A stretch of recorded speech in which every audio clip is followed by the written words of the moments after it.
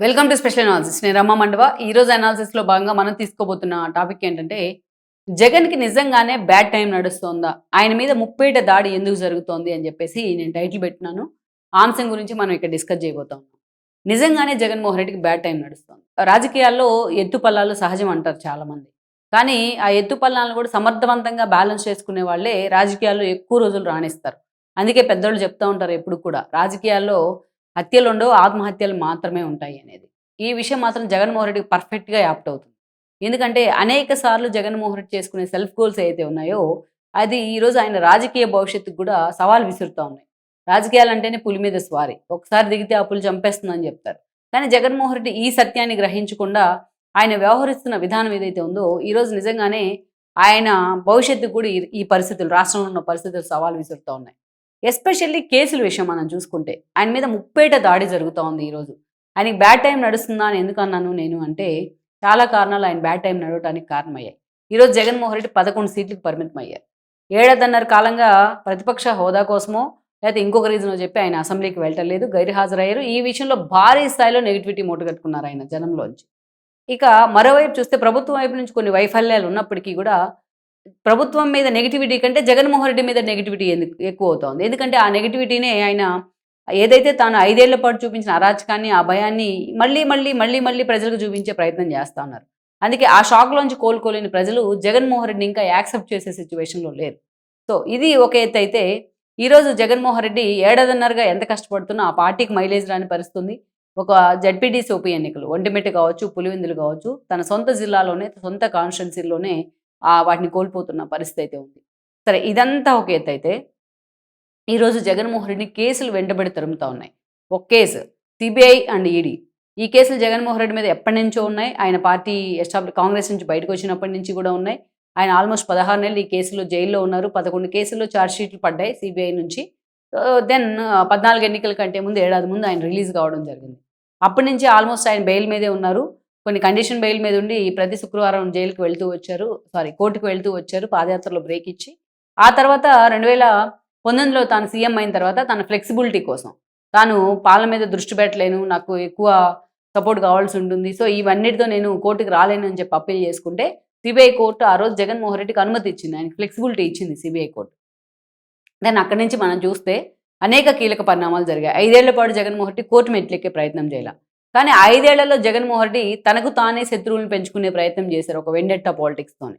So, రాష్ట్ర ప్రజలందరూ against అవ్వడమే కాదు, తన పార్టీలో నేతలు తనకు ఎగైనెస్ట్ అయ్యేలా చేసుకో ఉన్నారు. ఇక ఈరోజు చూస్తే రఘురామ్ లాంటి వాళ్ళు ఆ కేసులను తిరగదోడే ప్రయత్నం చేస్తా ఉన్నారు. జగన్ బెయిల్ రద్దు చేయాలంటే సిబిఐ కోర్టు ఇటీవల ఆయన్ని పిలిపించుకుంది. సో, మొత్తానికైతే ఒక రోజంతా కూడా ఆయన కోర్టులో కూడా ఉన్నారు.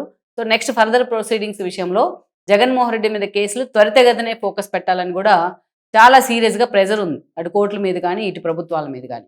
ఈరోజు కూటమి ప్రభుత్వంలో బీజేపీ, టీడీపీ భాగస్వామ్యం ఉన్నాయి. ఇప్పుడు చంద్రబాబు నాయుడు అడిగిందే తడవుగా మోడీ ఏది చేయడానికైనా సిద్ధంగా ఉన్నారు.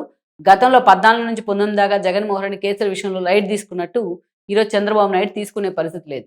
తన్నే 52 రోజుల పాటు జైల్లో పెట్టారు కాబట్టి, ఆ షాక్‌లోంచి ఈరోజు టీడీపీ కోలుకోలేకపోతా ఉంది. అందుకే జగన్మోహన్ రెడ్డి కేసుల విషయంలో చాలా బ్లంట్‌గా బీజేపీని పూర్తి స్థాయిలో ప్రెజరైజ్ చేస్తా ఉంది టీడీపీ. సో, రేపో మాపో జగన్మోహన్ రెడ్డి అరెస్ట్ అవ్వటం ఖాయం అన్న ఈక్వేషన్స్ కూడా జరుగుతూ ఉన్నాయి ఢిల్లీ స్థాయిలో. అందుకే మోడీ ఫస్ట్ టైం ఆయన నోట్లోంచి జగన్మోహన్ రెడ్డిని కట్టడి చేయండి అనే మాట వచ్చింది ఎంపీల దగ్గర. అక్కడే మనం అర్థం చేసుకోవచ్చు. సో, అది ఒక కేసు. జగన్మోహన్ రెడ్డికి బ్యాడ్ టైం ఎందుకన్నానంటే, ఆల్మోస్ట్ ఆయన ఫ్లెక్సిబిలిటీ వచ్చింది ముఖ్యమంత్రిగా ఉన్నప్పుడు.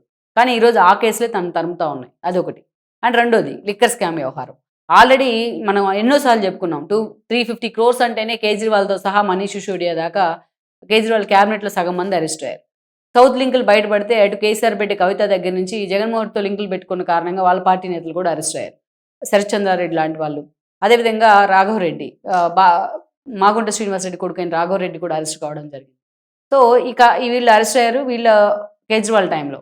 ఆయన ఓడిపోయారంటే శీష్ మహల్ లాంటి ఇష్యూలు ఎంతున్నాయో, ఏదైతే లిక్కర్ స్కామ్ వ్యవహారం కూడా చాలా సాలిడ్ రీజన్ ఉంది.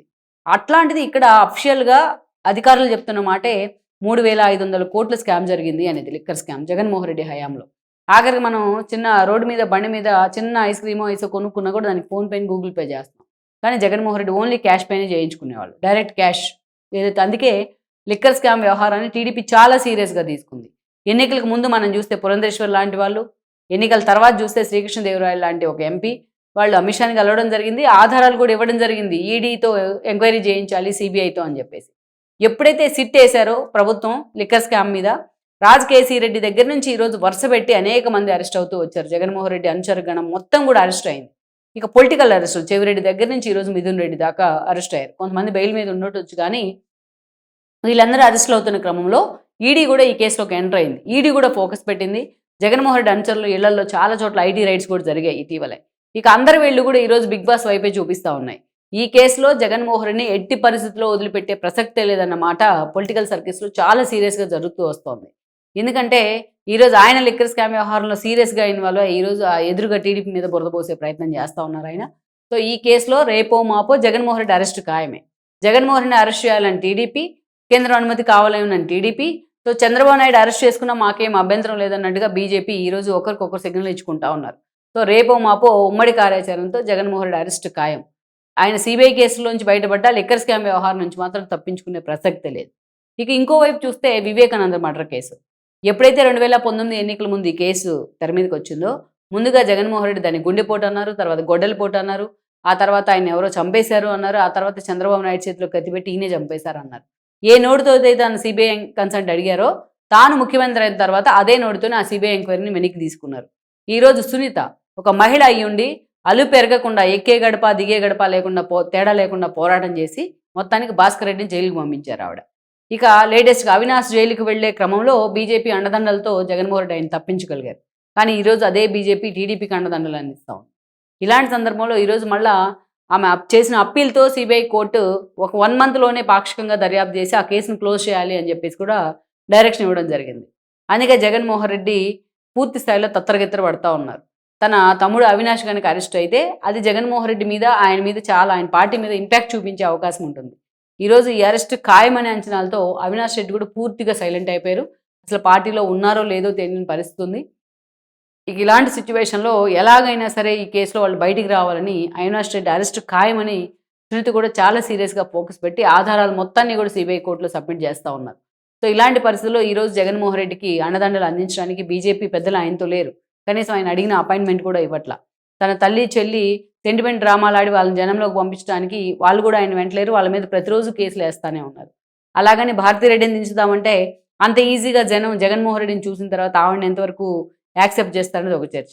ఇక అందరి వైపున పార్టీ వైపున విజయసాయి రెడ్డి లాంటి వాళ్ళు ఏదైనా లాబింగో లైజనింగో చేస్తారంటే ఆయన విషయంలో సెల్ఫ్ గోల్ వల్ల ఆయన పార్టీ నుంచి దూరం కావడం జరిగింది, జగన్మోహన్ రెడ్డి సెల్ఫ్ గోల్ కారణంగా.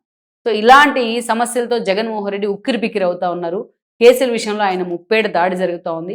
అందుకే జగన్మోహన్ రెడ్డికి నిజంగానే బ్యాడ్ టైం నడుస్తుందని మనం చెప్పుకోవచ్చు. Please share, like and subscribe R24 Telugu YouTube channel.